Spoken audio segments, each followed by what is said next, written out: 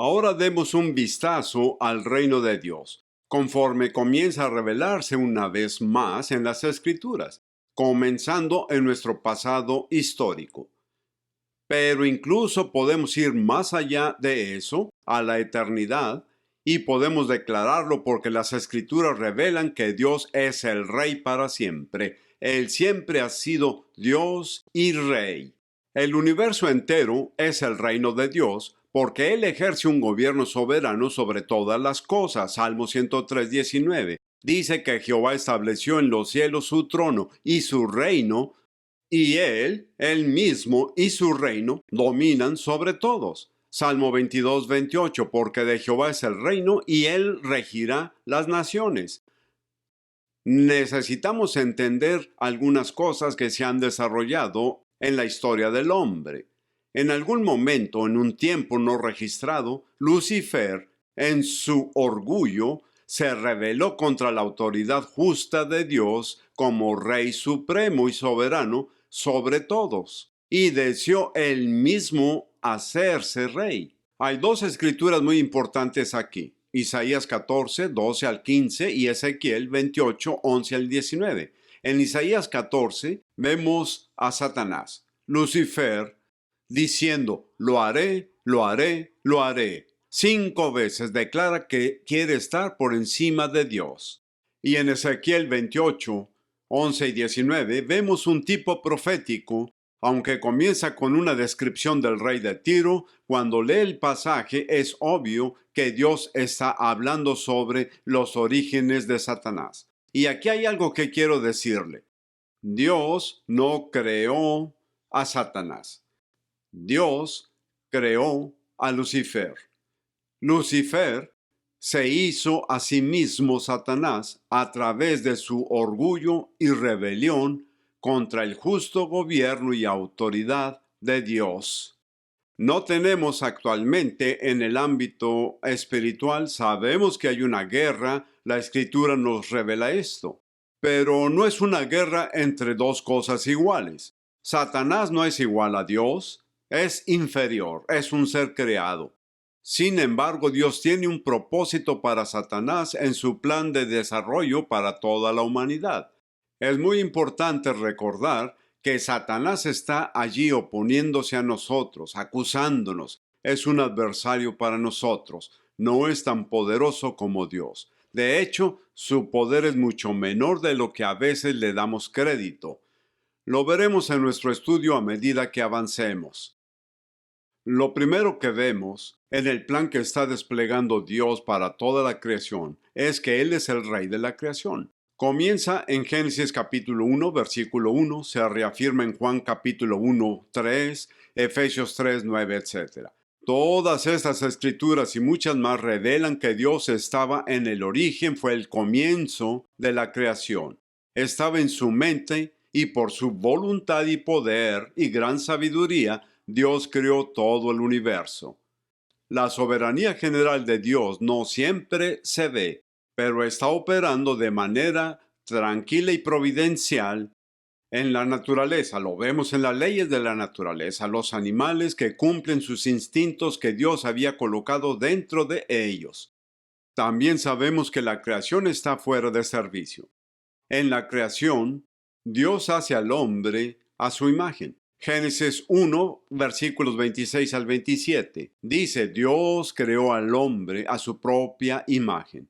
Y nos preguntamos, ¿qué significa la palabra imagen? ¿Nos parecemos a Dios? ¿Dios tiene un color de piel? No, por supuesto que no. En realidad, creo que la imagen revela una capacidad de una relación.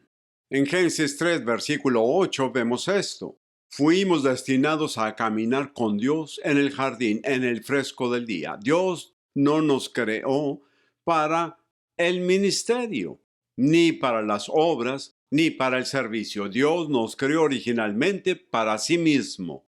Había mucho gozo, un amor tan increíble y una bondad compartida con el Padre, el Hijo, el Espíritu Santo. Dios Padre, Dios Hijo, Dios Espíritu, que quería crear criaturas como Él mismo con las que pudiera compartir la relación. Fuiste creado para una relación con Dios. Eso es lo que más quiere de ti incluso este día, es caminar contigo en una relación. Él también dio al hombre un papel y propósito. Y en ese papel y propósito, él sería lo que llamaríamos un vicerregente.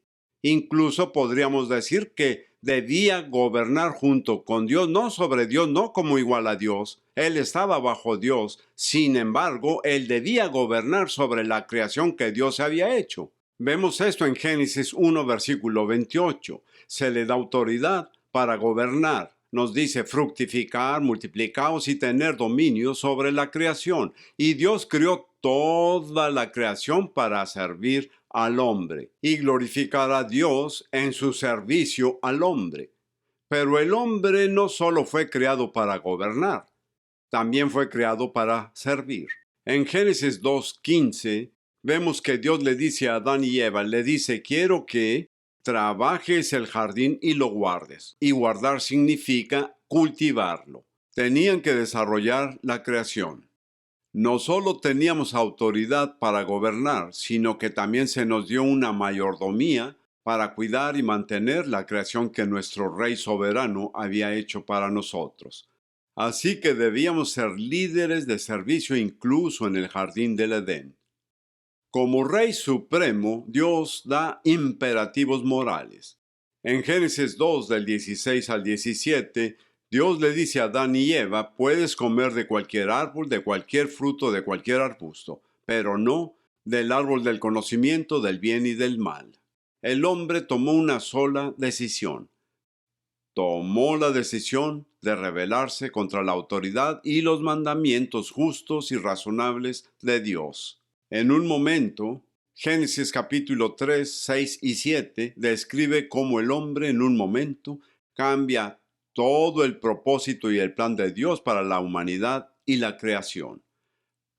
Por la decisión de Adán de desobedecer el mandato justo y razonable de Dios, surge un fatídico problema de autoridad quebrantada, una ruptura en la cadena de mando.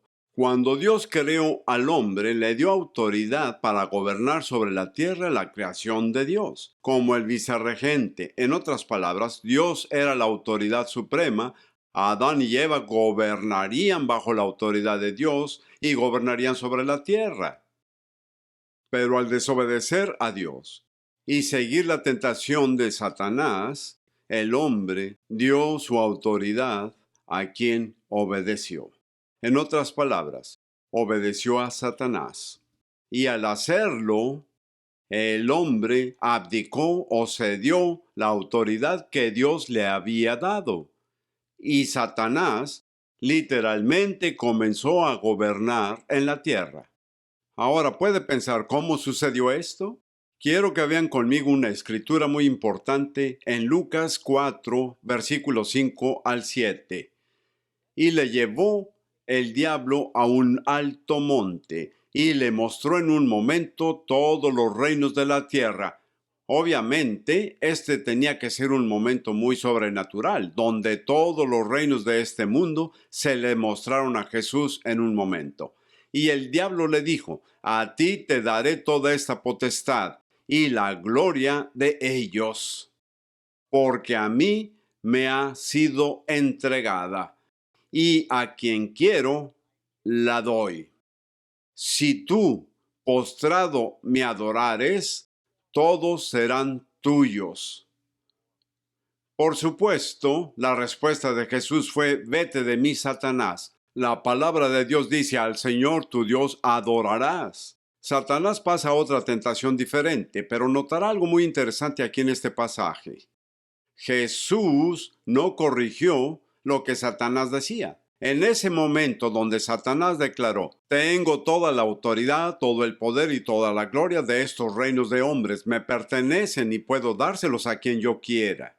Jesús no dijo, eso es una mentira, no es cierto, porque en realidad Satanás tenía los reinos de esta tierra, le pertenecían a él. ¿Cómo los consiguió? Porque cuando Adán decidió obedecer a Satanás en el jardín del Edén y comer del fruto del árbol del conocimiento del bien y del mal, literalmente se quitó la corona de autoridad que Dios le había dado sobre este mundo, y se lo dio a Satanás. Le dio su autoridad a quien obedeció. Incluso en Juan capítulo 12:31, Jesús describió a Satanás como el gobernante de este mundo. Segunda de Corintios 4:4, Pablo llama a Satanás el Dios de este mundo. Primera de Juan 5:19, el apóstol Juan dice que el mundo entero está bajo el dominio del maligno, refiriéndose al diablo. Y si leemos Romanos capítulo 5, versículos 12 al 21, vemos aún más claramente cómo Adán en su pecado, en su elección de desobedecer a Dios, él abdicó o cedió su autoridad a quien él obedeció. Satanás se convirtió en la autoridad rebelde sobre la tierra. Como creador del hombre, Dios ahora tiene una elección dolorosa. Él ama al hombre. El hombre es el objeto de su amor. Así que, ¿qué va a hacer? El hombre ha elegido rebelarse contra su autoridad, prácticamente ha optado por volverse egoísta al pecado y se ha rebelado contra Dios, y ese pecado, ese egoísmo finalmente destruirá al hombre mismo. Dios tiene una opción ahora en este momento. ¿Es para destruir el objeto de su amor, para destruir al hombre y comenzar de nuevo? En vez de tener un universo defectuoso, corrompido por el pecado, y ver que la creación se degrada, ¿va él a borrar todo y comenzar de nuevo? ¿O iniciará un plan largo y sumamente doloroso para sí mismo, para Dios mismo, pero finalmente un plan exitoso de redención para su creación? Afortunadamente, Dios no aniquiló a la humanidad. En cambio, eligió el camino más difícil, un camino de sacrificio, pero un camino que finalmente puede redimir al hombre. Aquí hay algo importante que notar. Todas las religiones del mundo que tienen que ver con el hombre que intenta alcanzar a Dios a través de una variedad de rituales, sacrificios, privaciones extremas, etc. Solo en el cristianismo vemos a Dios alcanzando al hombre. Porque la verdad es que no importa qué tan moral sea una persona, qué tan buenos, reflexivos, sacrificados sean, no pueden salvarse a sí mismos. No es suficiente.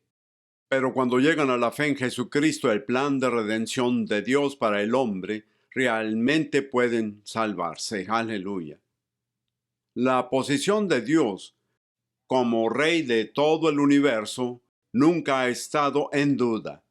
Nunca ha estado en cuestión. De hecho, puedo decirles en confianza con las Escrituras que si Dios nunca hubiera creado nada, Él seguiría siendo el Rey sobre todos. E incluso en el estado caído del hombre, Dios sigue siendo el Rey. Aunque Satanás está trabajando, engañando, es un mentiroso, tratando de destruir al hombre y rebelarse contra la autoridad justa de Dios. Aún con la incredulidad y la desobediencia del hombre, Dios sigue siendo el Rey. Aleluya. Y como Rey, en Génesis 3:15, Dios le dice a Adán y Eva: tengo un plan. Voy a enviar una semilla. Una semilla que no solo destruirá a Satanás, le aplastará la cabeza, sino que también te salvará. Afortunadamente, la caída del hombre no detiene ni retrasa a nuestro Dios ni el avance de su reino. Su plan, desde el comienzo de la creación, no fue alterado, no ha cambiado, y eso es atraer a todas las personas a una relación consigo mismo. Pero debido a la caída del hombre, se debe abrir un nuevo método y utilizarlo para redimir a su creación caída, permitiendo así que el hombre vuelva a relacionarse con Dios como su legítimo rey. El plan de Dios, el Rey Mesías, para nacer entre toda la humanidad. Aquí vemos Al estudiar el Antiguo Testamento, cómo el plan desplegado de Dios comienza a trabajar hacia el último momento de la historia, toda la historia humana. Y estos primeros pasos los vemos como los pactos en desarrollo en el Antiguo Testamento. Existe el pacto edénico, adámico, noémico, abrámico, mosaico, palestino, el davídico. Todo eso fue un proceso de pactos. Dios no está probando cosas y luego falla y luego intenta algo nuevo. No, en realidad, a través de la revelación progresiva, Dios está guiando a los humanos, particularmente a la nación de Israel, a comprender que la ley no es suficiente. El hombre debe tener un Salvador. Y así en Génesis 12, muy específicamente, vemos el comienzo de Dios levantando un pueblo. Dios levantó al pueblo de Israel con un propósito muy especial. No porque fueran especiales, sino que fue a través de la nación de Israel que su rey Mesías, su última solución para la pérdida y quebrantamiento del hombre, debería nacer en esa nación. A medida que las cosas se desarrollan en el Antiguo Testamento, Dios nos da una y otra vez tipos proféticos de su deseo de gobernar con una relación entre su pueblo. Primero vemos que Él es el rey directo sobre su pueblo, lo que se llama teocracia, y fue para preparar un lugar para que naciera el Mesías venidero, profetizado en Isaías 9:6 al 7. Incluso al principio de su historia, Israel comenzó a rechazar a Dios como su rey, y en cambio querían un rey humano. Puede leerlo en muchos lugares del Antiguo Testamento. A lo largo de este tiempo, Dios tiene un solo plan, y ese es un plan para preparar al mundo entero para la venida de Dios el Hijo, el Mesías, el Rey de Reyes y Señor de Señores.